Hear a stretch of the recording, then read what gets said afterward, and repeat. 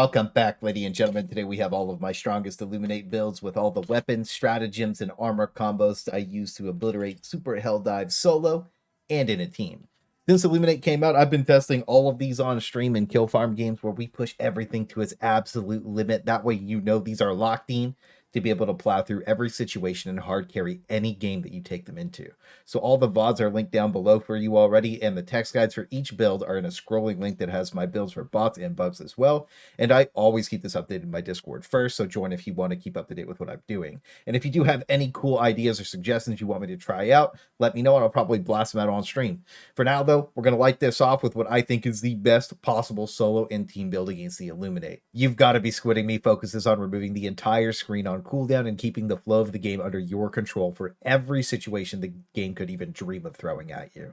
The very first solo Illuminate game I dropped in on, I completely blew it out of the water with 1,690 kills. And that's without having any sense of how a solo would progress. I just ended up W-keying the entire thing. So our biggest threat is always going to be the Walkie Boys. When they turn up with a bunch of elites and zombies, that will be what pushes us into a bad spot. So we have the machine gun sentry for that to taunt pretty much everything, because every sentry in the game has a taunt mechanic where all the enemies will focus that over you. So that lets you pull out your machine gun and focus the joints, or really any big threats, before you have to deal with the zombies. And you just want to focus the leg joints on the Walkie Boys, and they'll be falling over faster than your drunk ant this weekend. And anytime you feel like there's too much happening, you have 5 cluster screen resets, so you can just pre-push the button to clear an entire area, or panic drop it, and you'll be pretty much all set.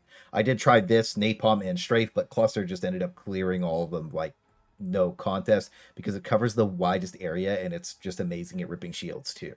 We also take in the supply backpack to give us infinite resources to keep cooking everything. Feeding yourself more ammo, stims, and grenades on the go is basically mandatory with the amount of stuff you have to kill, and having access to as many incendiary grenades as you could possibly imagine completely changes the flow of the game and lets you control any horde of zombies from ever getting out of control. I also do prefer impact grenades against the Illuminate, because the regular grenades like to bounce out of the ship spawners so you don't cook them properly, but impacts never do that. So when we start talking about armor, we can use medium padded, which gives us 150 total armor. This is a good balance that gives you enough speed and damage reduction to feel pretty solid across the board. But if you've been around for a while, you know that I'm a true heavy armor enjoyer, and the supply backpack is going to give us the extra stims we need to make it work. A lot of people always say heavy armor is bad because it's so slow, but heavy armor will always be the best for W-keying everything and keeping you alive. So to make the most out of it, and really any armor, we talked about this way earlier this year, but you want to sprint your stamina bar all the way down to 0, then stim, and you'll have a few seconds of infinite stamina, then you can sprint that bar back down. And anything that does end up hitting you is just way less punishing. And this siege passive makes it so that the Scorcher and Purifier feel way better to play with. And when I'm solo, I love using the Scorcher way more. It just lets you W-key every elite on the screen, and it's just the most mindless weapon to tear them apart with, which lets you focus on other things like where you're going to go next to kill more enemies, or like just how you're going to progress the mission. You can pretty much just chest shot everything and it implodes, or if you're feeling spicy, the jetpack guy can get detonated with just a few shots to the thruster or backpack for some big PP explosions. Finally, our sub weapon, I really like taking the Verdict because it's just my favorite pistol and it looks cool, but the Stun Baton is just ridiculously fun. And Stick Guy is my arch nemesis, so it gives you enough space to just stun him and kill him, or just disrespectfully W-key him into the floor. And in the rare instance you make a huge mistake and you die and your supply backpack becomes inaccessible, you have no resupplies nearby, they're on cooldown, it's the worst possible snowball situation. You could just beat everything to death with your stick. You'll also see that I have the AT emplacement in here as well, and when we play in a group, dropping the machine gun turret for it is great because it lets you blast off at any of the big bads, and the cooldown is so low that you can just keep dropping shots down range after you've been set up to just annihilate everything. And because you have teammates with you, you don't really need the machine gun sentry to spam taunt. So our other swap is going to be the Scorcher for the Purifier, because I like it way more in group play than solo. And as for boosters, just take them in order as listed. But again, I don't think you need the perfect build to play any faction, and I always focus on making more fun thematic builds that can hard carry any game, that are just well balanced and feel good to play. So if you've ever watched any of my streams, you know that's what always comes first, and that's how Super SWAT got fully locked in. He's resisting. Piece of shit. Oh my god, he's got a gun. Holy shit. Holy shit, he's got a gun. Drop your AMR on his body. Drop it right there, yeah. Dude, you have crack on you too?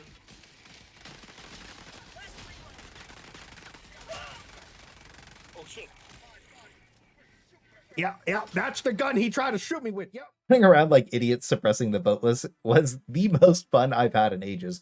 So if you have some friends that are already just like at the point where they want to do something really fun, cool, and interesting, make sure you give it a run because it's ridiculous to do. The shield doesn't really do anything for melee damage, but it shuts down basically all the ranged, and between your other suppression tools and this, you'll be able to disperse any voteless scum that you come across. Gas is ridiculously strong against them, and like even one gas grenade can completely shut down an entire horde. We also do take in the anti-material rifle if you want to drop out the walkie boys, but for our game that we played on stream, we made sure to only have one special forces with the AMR, and the other guys brought in the EMS mortar. Just thematically taking in the stun and gas grenades was hilarious, and the stun baton just made sense for the build. So the most hilarious gun, though, was the Halt shotgun, because you could choose between the beanbag stuns or lethal force. And the Knight was just a super P90. It's also really important, more than anything, that you drip check for this one, otherwise it just doesn't make sense. And while Super SWAT might be some of the best, they'll never be Super Earth's finest because that slot is exclusively reserved for the Disposables. This is Super Earth's version of the Expendables, except all of your equipment and yourself are extra disposable. Ever since our very first game with the Disposables, anytime I ever get somebody new in, I always try and blast this build out with them. Every person that has tried it has come back to me saying this is the flat out most fun that they've ever had playing the game. This is also a universal build that trivializes all three factions, because if 4 people run it, there's so much just equipment everywhere that if you die, you can always find an emplacement or a rocket launcher just somewhere on the map for anybody to pick up. So it just completely prevents death spirals because there's always something available all the time for every situation. The reason that I like this build so much is that it teaches new players to always be looking for an option while having access to everything that they can imagine. So if they make a mistake, it's not a big deal. And even as an experienced player, you have access to so much stuff that it just overloads you and you can just pick whatever you want to have fun with. Across the board, I think this is definitely my favorite build in the entire game. And if anything, I promise that if you try this build out, you will have a ridiculous amount of fun over anything else, because it's always about doing the coolest, most fun thing possible, and that's how Helldivers 2 should be played, in my opinion. Also, thematically, if you want to RP as Terry Crews, you also have to take in the spray and pray, like out of that first movie. Seeing him blast in the basement was one of the most memorable things I've ever seen in a movie, and blasting zombies with the spray and pray is peak. And outside of that, just make sure when you play this build that you are thinking in the ridiculous sense to do the most fun thing possible at any given moment. Moving on to our Killzone collab build, we repurposed the old Barrager build to incorporate the Wasp launcher. They did say, I think, that we would have this unlocked after the end of the major order, so that would probably be like Tuesday, I think at the latest, December 24th. But the general theory of this build has always just been grid removal. If there's a problem on the screen, you throw the napalm and the 380 at it and just scream 50 meters, and then the problem is gone. You scream 50 meters so your teammates know to get back, because if they're there, they're also going to end up getting removed with whatever else is in front of you. We also take in Gatling Barrage because it's a super low cooldown. You can just keep slamming it off, and this has always been one of my favorite stratagems because I just love low cooldown stuff, so it pairs well with the longer stuff. And then the Wasp launcher just shoots a barrage of missiles so you can keep blasting all the elites down every time you need to. And if you're feeling spicy, the Airburst rocket launcher is still there, and it's been buffed pretty well too. You also have nothing but explosive weapons in the Barrage build, so you can swap some stuff out for more Killzone themed stuff. But when I tried both setups, I like this substantially more. So you do end up wanting to take an explosive resistance, but when you pop the explosive armor with the Killzone hat, it just looks amazing. Now moving on to our Emplacement build, which is just a ridiculously fun setup to lock into any faction with. Either Emplacement you toss just lets you clear whatever's coming in, and your guard dog will keep all the garbage off of you that comes at you while you're blasting. I do prefer the laser guard dog for squids and bugs, but I do take in the machine gun for the bots. Either way, it keeps you clear and covers your back while you're blasting, letting you make the most out of the emplacements. And with the addition of the new FRV car, you can always drive to the best possible location. Because it's so tanky, it eats tons of shots, and it's so fast that you can always have that perfect position to pop off in. Plus, it has an HMG on the back, so it's like a bonus emplacement. I also do like wearing heavy explosive res on the turrets because they do way less damage to you when they pop, and anything that does hit you doesn't feel as bad. And because you have so much movement with the car, you don't have to worry about any of the negatives with the heavy armor, and you get to rake in all the positives. Also, there's some tips on the screen now for driving the FRV that Bonehead posted in Discord. We also have an OG build that got an update that is just way better than I ever could have imagined with the addition of the car. Super Earth's Fire Force with the new FRV response time is at an all-time low, getting you right into the action to fight fire with fire. Thematically, we used to only take in flamethrowers with torches, but it seemed like they needed a little more dispersion for large lads in some situations. So popping in and out of the whip with rockets to drop anything that could pop a tire not only looks hilarious, but it's ridiculously fun. Also, it's mandatory that you wear fire protection suit in this because you'll regularly be on fire in the car. But how else are you supposed to get rid of Super Earth's fires if you don't become one with the fire? We also tested this on the bots and the bugs because we knew it'd be a lot more taxing on the build to see just how far we could push it. There's nothing more satisfying than 3 people popping out of the top of the vehicle, just flaming everything on the screen. So the zombie cookout is yours for the taking because fire is so good at melting everything the squids have. Also, shoot the main body of the tripods. It makes them die way faster with the flamethrower than the leg joint for some reason, at least in my experience. So just keep that in mind.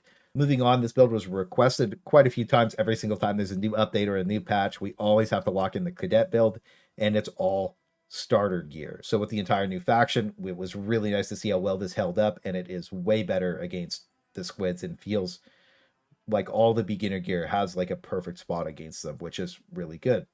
And you have access to every piece of gear in here at level 1 without needing to buy anything minus like the boosters or whatever. So it's super playable for new people and a fun challenge for anyone who's been playing for a while. The first time we ever did this was against the bugs on Super Helldive when everything was unbuffed and borderline terrible or bugged and not working. So that's also linked down below because it's super fun to see what the game used to be like. Like sometimes I go back and watch that game and I'm just like, I can't believe we used to be there and we're here now. But in general, we've already talked about the machine gun and how good it is at blasting everything the Illuminate has and how to use sentries properly. One other thing to talk about sentries, though, is like, don't throw them in the middle of things.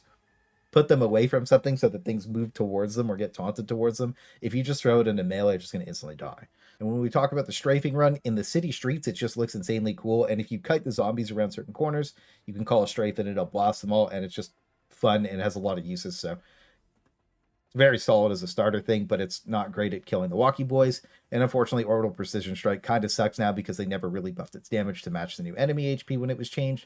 But for elite and small horde clear, it's also fine. It also has a low cooldown, so you can just slam it off. The Liberator is also a really solid all-around weapon, and learning how to use it early properly sets you up to use everything even better. Set your sights to the middle option, and you'll be just fine. That works pretty much for every gun in the game. And there's just something about using the Peacemaker that is so satisfying to me when you hot swap it and blast some zombies. It gives me the Resident Evil vibes. Quickly moving on, we have our whooped all laser build, and the laser cannon is honestly one of my flat out favorite support weapons in the game for fighting the squids. It melts all of their elites in like a second if you beam them in the head, and it feels really cool to just like cook off zombies with. And it's also like really hard for me to choose between this and the machine gun whenever I'm dropping in with any build because I love using laser cannon so much. You can also melt off tripod legs super fast, but for some reason it's not great at breaking their shields. So usually I use my primary for that and then switch to the laser cannon after it's broken and shoot their leg out. I also do wish Orbital Laser had its max limit of 3 removed so that we could get off like 4 to 6 per game or whatever it would be. But thematically, it is really cool and fun to bring with the all lasers build. But if you don't like having it, which I know a lot of people don't because it feels so limited, you can just swap the laser for gas when you feel like blasting. But one other thing to note about the laser actually is when you're playing like the Blitz version of the Illuminate, you can just throw the laser out and it'll pop a ton of the UFO spawners super fast. It lets you like instantly complete the mission a lot of times. Now moving on, we always have to include a Deng Diver with our Moodeng God Legend build, and the theory behind this one is to be cute, and when you have no idea what you feel like playing, you can just run this and it'll just be an all-rounder for any faction to just go blasting and be able to cover yourself while being the cutest Deng Diver you were meant to be. Finally, our last build is Thickola Tesla. Don't worry, I'll help your arc chain, brother. Yes, brother. Yes, brother. I really wish I'd have sent this over. Dude, that would be so funny. Inspired from none other than my boy Thick Fillet, this build won't just let you play Smash Bros, but you'll also get to smash your bros. The new technology here is that the arc resistance armor, you can chain through your teammates without stunning them. And if you stim pistol them, then you don't feel bad for blasting through them, letting you zap further than ever before. Gas also lets you create a ton of space and goes amazing with our electric boogaloo, and for some reason the Tesla turret is just insanely goated versus squids. It like CC locks everything and completely shuts down like an entire area that it's at. And it also, again, it doesn't CC lock you to death anymore when you're wearing arc resistance. Mind you, don't run this build unless everybody's wearing arc resistance across the entire party. Also, arc resistance is just generally pretty good against the squids. So we do also take in our jump pack for movement and mainly Star Wars reasoning, but this is a build we've taken to every faction, every patch, and it's always been a blast. But with the new Texas for technology, with the Arc Armor, it really tied it all together to be as fun and ridiculous as possible. So those are all of my strongest and most fun builds to take in a super Helldive that you're just going to see me using all the time on stream, because that's what I have fun doing. And if you have any cool builds you want me to use, just let me know and we'll try to lock it in. And if you ever feel up to it, usually I just play with people from chat and grab people from Discord to go blasting with. So I look forward to blasting with y'all, and I hope you all have amazing holidays. Sir! Stop resisting!